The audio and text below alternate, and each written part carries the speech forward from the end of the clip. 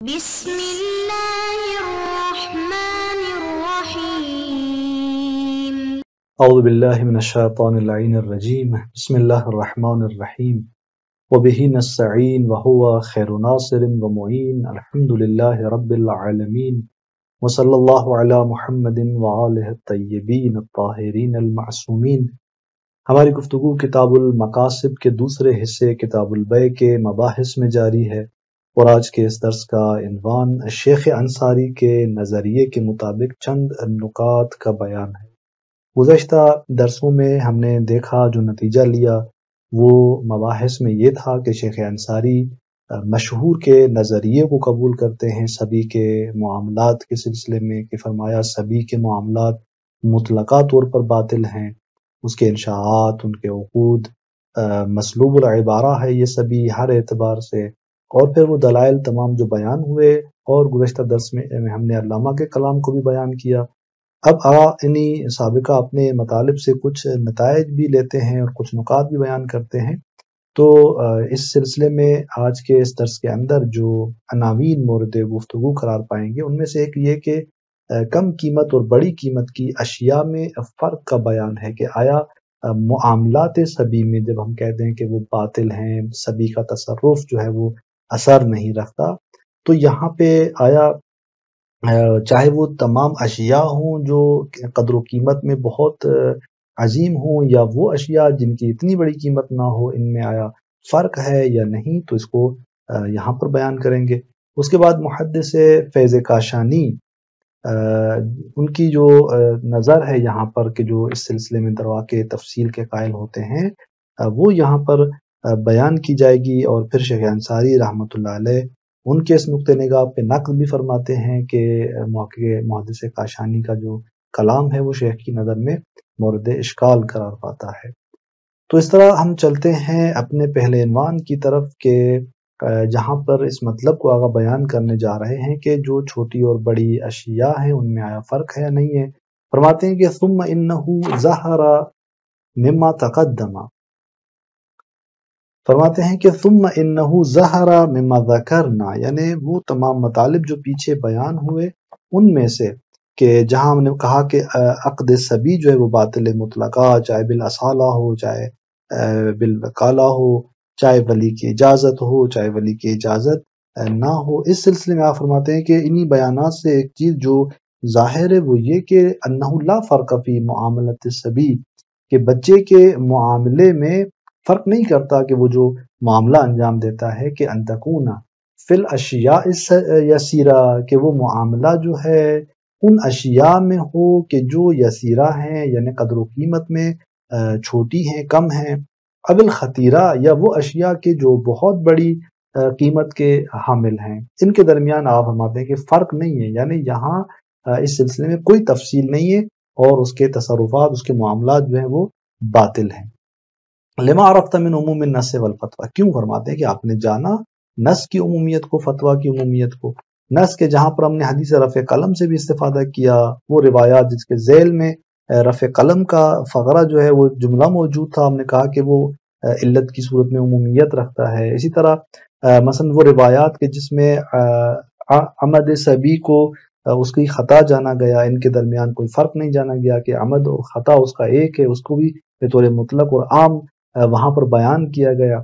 کہ جنایت کے ساتھ مخصوص نہیں تھا، وہاں پر یہ جو حکم تھا وہ بطور مطلق تھا۔ پھر فتاویٰ جو ہیں وہ بھی مطلق صورت میں بیان ہو رہی ہیں۔ تو ان عموم میں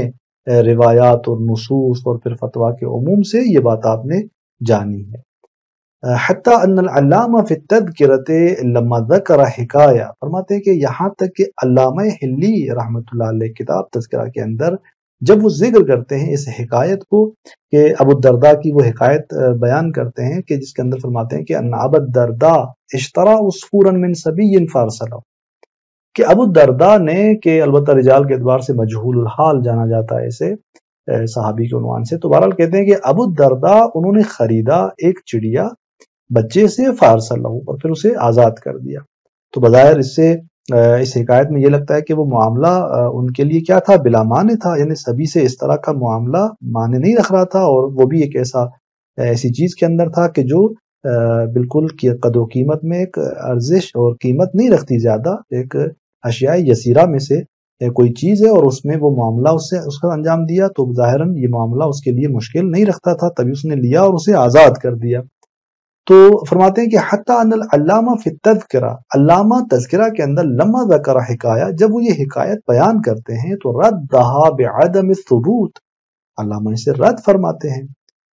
تین اشکال جو ہیں وہ اس پہ مترتب ہوتے ہیں، علامہ تین اشکال سے اس کو رد کرتے ہیں۔ بعدم الثبوت، سب سے پہلا اشکال اس پر کیا ہے کہ یہ ثابت نہیں ہے ہمارے پاس،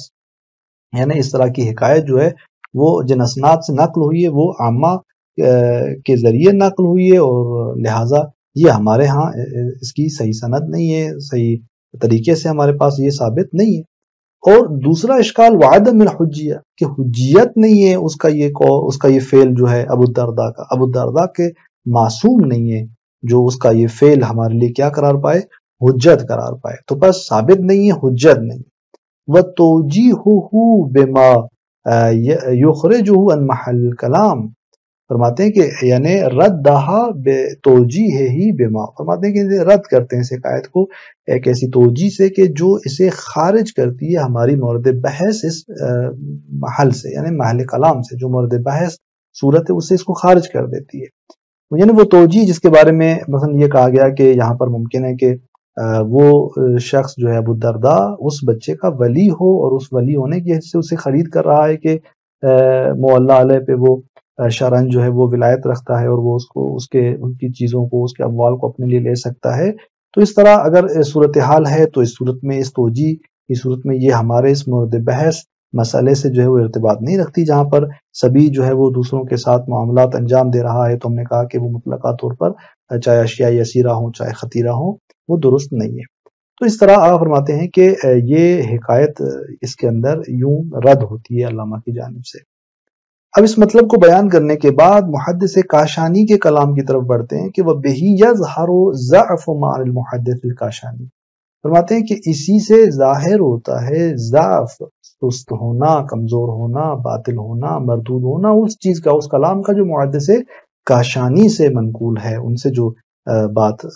نقل ہو رہی ہے کہ من ان الاظہر جواز بیعہ وشرائہ، کہ فرماتے ہیں کہ ظاہر تر یہاں پر حکم جو ہے وہ یہ ہے کہ اس سبھی کی بیع اور اس کی جو شراء ہے یعنی اس کا خرید و فروخت جائز ہے، فیما جرت العادت بہ من الاشیاء الیسیرہ، ان موارد میں کہ جہاں عادت جو ہے وہ اس بیع و شراء کی نسبت جاری ہے، جو کہ اشیاء یسیرہ ہیں، یعنی ایسی اشیاء کہ جو قیمت کے اعتبار سے کم ہیں اور ان کی بہت بڑی قیمت نہیں ہے، ان چھوٹی اشیاء یسیرہ میں عادت جو ہے وہ اس پر جاری ہے کہ لوگ جو ہے وہ بچے کے ساتھ اس طرح کے معاملات انجام دیتے ہیں۔ تو اس طرح کے موارد میں آگا فرماتے ہیں کہ اظہر کیا ہے، محدث کاشانی کا نقطہ نگاہ کہ خرید و فروخت جو ہے وہ جائز ہے۔ اچھا کیوں اس کو اظہر کہہ رہے ہیں، دلیل کیا ہے اس کی، فرماتے ہیں کہ دفعا للحرج، حرج کو دفع کرتے ہوئے، کہ اگر یہ جائز قرار نہ دیا جائے تو حرج پیش آئے گا، یعنی دشواری پیش آئے گی، سختی پیش آئے گی، اس کو دفع کرنے کی وجہ سے کہتے ہیں کہ اس کو دفع کرنے کے لیے اظہر یہاں پر یہ ہے کہ یہ بیع و شراء جائز ہے۔ انتہا یہاں پر محدث کاشانی کی جو بات ہے، جو کلام ہے، وہ منتہی ہوتی ہے، اور اس کے بعد شیخ انصاری رحمۃ اللہ علیہ محدث کاشانی کے اس کلام کی نسبت جو ہے وہ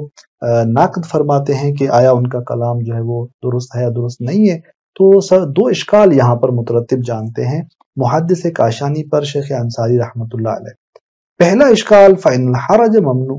فرماتے ہیں کہ یہ حرج کی جو بات کر رہے ہیں آقا، کہ حرج کو یعنی دشواری اور سختی کو دور کرنے کے لیے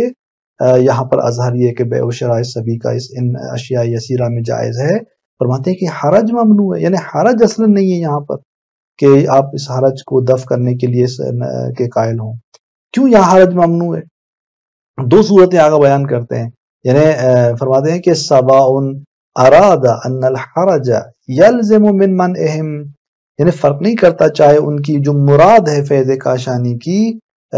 یہ ہو کہ حرج لازم آتا ہے من منعہم عن المعاملہ، جب جو ہے مثلا حرج جو لازم آتا ہے اس سے کہ انہیں روکا جائے محقرات میں، ان چیزوں میں کہ جو حقیر ہیں، جو کم قیمت کی حامل ہوتی ہیں، ان میں معاملے سے انہیں روکا جائے، و التزام، اور جو ہے کیا کیا جائے، یعنی ملزم ٹھہرایا جائے ان بالغین کو کہ وہ کیا کریں، یعنی جا کر خود ان چیزوں کو خرید کریں۔ وہ التزام و مباشرت البالغین لشرائع، کہ جو بالغین ہیں وہ خود مستقیم ملتزم ہیں ان کے خریدنے کے لیے، یعنی ان چیزوں کو خریدنے کے حوالے سے۔ تو آپ فرماتے ہیں کہ فرق نہیں کرتا کہ اراد ان الحرج کے فیض کاشانی نے یہ قصد کیا ہو کہ حرج لازم آتا ہے ان کے روکنے سے اس طرح کے معاملے سے، یا یہ صورت ہے، ام ارادہ، یا اس نے یہ ارادہ کیا ہو اس حرج سے کہ انہو یلزم من التجنب عن معاملتہم، کہ یہ حرج لازم آتا ہے کب، جب ان کے ساتھ معاملے سے اجتناب کیا جائے، بعد بناء الناس علی نصب الصبیان للبیع والشراء فی الاشیاء الحقیرہ۔ کس کے بعد؟ فرماتے ہیں کہ اس بات کے بعد کہ جب لوگوں کی بنا کس پر ہے کہ بچوں کو نصب کرتے ہیں، معین کرتے ہیں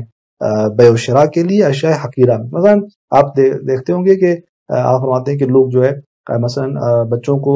راستوں میں ٹھہراتے ہیں، جو چوراہے ہوتے ہیں وہاں ان کو بٹھاتے ہیں، گلی گوچے میں ان کو بٹھا دیتے ہیں، جو ایسی چیزیں کہ جن کی زیادہ قیمت نہیں ہوتی وہ ان کو تھما دیتے ہیں کہ وہ اس کی بیع و شراء، اس کے معاملات کے حوالے سے وہ انجام دیتے ہیں۔ جب لوگوں کی بنا اس پر ہے تو اب ان کے اس معاملے سے اجتناب سے حرج لازم آتا ہے۔ آپ فرماتے ہیں کہ چاہے وہ پہلی صورت ہو چاہے دوسری صورت ہو، حرج ممنوع ہے، حرج لازم نہیں آتا۔ اگر آپ کہتے ہیں کہ حرج لازم آتا ہے کہ جب اس معاملے سے روکا جائے کہ مثلا وہ جو بالغین ہیں، جو بزرگ ہیں، وہ خود جا کر اقدام کریں، تو آیا ان کے اقدام کرنے سے کوئی حرج لازم آتا ہے اگر خود بڑے جو ہیں وہ جا کر دکان سے یعنی وہ چیز لے آتے ہیں؟ یا فرماتے ہیں کہ آیا اس سے حرج لازم آتا ہے کہ مثلا ان بچوں سے اگر وہ معاملہ نہ کیا جائے، جو یہ بچے مثلا لوگ جو ان کو ان چیزوں پر اشیاء حقیرہ پر منسوب کرتے ہیں اور ان سے معاملہ نہ کیا جائے تو اس پہ حرج لازم آتا ہے؟ فرماتے ہیں کہ نہیں، کسی بھی ان دو صورتوں میں حرج لازم نہیں آتا۔ پھر دوسرا اشکال آپ فرماتے ہیں کہ ثم لو اراد استقلالہ فی البیع، اگر آپ فرماتے ہیں کہ ان کی مراد جو ہے وہ یہ ہے کہ یعنی وہ بچہ اس بیع و شراء میں کیا ہے، مستقل ہے، لنفسہ ہی بمالہ، کہ وہ اپنے مال سے اس بیع و شراء کو انجام دے، من دون اذن الولی، ولی کی اجازت کے بغیر، ان اشیاء کے اندر کے جو یسیرہ ہیں یعنی جو قیمت کے اعتبار سے چھوٹی ہیں اور کم اہمیت ہیں، لیکون حاصلہ انہ غیر محجور علیہ فی الاشیاء الیسیرہ، تاکہ اس کا حاصل کیا ہو، اس کا حاصل یہ ہو کہ وہ بچہ جو ہے محجور نہیں ہے ان اشیاء یسیرہ میں۔ یعنی اگر آپ کہتے ہیں کہ اگر آپ کی مراد یہ ہے، یعنی آپ اس طرح کی فتویٰ اور حکم دینا چاہتے ہیں کہ یہ جو بچہ ہے حتی مستقلاً یعنی ولی کی اجازت کے بغیر اقدام کر سکتا ہے کہ اپنے اس مال کی نسبت کہ بالاصالہ ہو کر معاملے کا ایک طرف بنے، اور اس کو جو ہے وہ ولی کی اجازت کی بھی ضرورت نہیں، تو آپ فرماتے ہیں اگر آپ اس طرح کا ارادہ کرتے ہیں اس مسئلے سے تو فظاہر کون ہو مخالفا للاجماع، کہ یہ جو چیز ہے یہ اجماع کے کیا ہے، مخالف ہے۔ یعنی ہم اجماع اگر دیکھتے ہیں تو وہ کس بات پر قائم ہے کہ سبی جو ہے وہ کسی بھی اعتبار سے یعنی تصرف نہیں کر سکتا، اور اس کے یعنی مسلوب العبارہ ہے مطلقہ طور پہ، چاہے بالاصالہ ہو چاہے بالوکالہ ہو،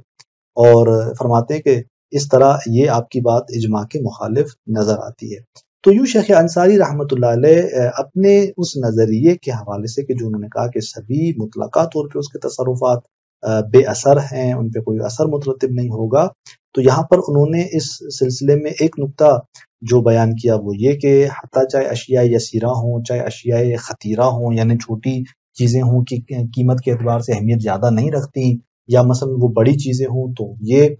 وہاں پر بھی اس طرح ہے کہ سبھی معاملات اس کے جو ہے وہ کوئی اثر نہیں رکھتے۔ اور پھر اسی طرح آپ فرماتے ہیں کہ محدث کاشانی نے جو ایک قول جو کہ در واقع تفصیل کا یہ قول بن رہا ہے یہاں پر، فرماتے ہیں کہ یہ بھی جو ہے وہ درست نہیں ہے کہ ہم یہاں پر اس قول کو تفصیل کے عنوان سے آپ فرماتے ہیں کہ بیان کریں کہ اشیاء یسیرہ میں جو ہے وہ اس کے معاملات اس کے تصرفات ٹھیک ہیں، جبکہ اشیاء خطیرہ میں جو ہیں وہ تصرفات ان کے ٹھیک نہیں ہے، تو اس طرح قول بھی تفصیل کو آگا ان بیانات کے ساتھ رد فرماتے ہیں۔ یہاں پر اگلے درس کے اندر مزید بعض افراد جو ایک روایت کو پیش کرنا چاہتے ہیں کہ در واقع وہ روایت سکونی کی ہے، کہ اس روایت سے بھی وہ استدلال کرنا چاہتے ہیں کہ اس بچے کے جو تصرفات ہیں وہ صحیح ہیں، چونکہ اس روایت کے اندر کچھ قیودات بیان کی گئی اور ان قیودات سے استفادہ کرتے ہوئے اس مطلب کا استظہار کرتے ہیں، لیکن آغا اس روایت کو رد فرماتے ہیں اور اس کا جواب دیتے ہیں۔ تو اگلے درس کے اندر انشاءاللہ ہم اس روایت سکونی کو بیان کرتے ہیں کہ کس طرح سے یہ اپنے اس روایت کے اندر موجود قیودات سے اس مطلب کو واضح کر رہی ہے کہ بچے کے جو تصرفات ہیں وہ صحیح ہیں، اور اللہ خود شیخ انصاری کس طرح اس پر نقد فرماتے ہیں۔ السلام علیکم ورحمۃ اللہ وبرکاتہ۔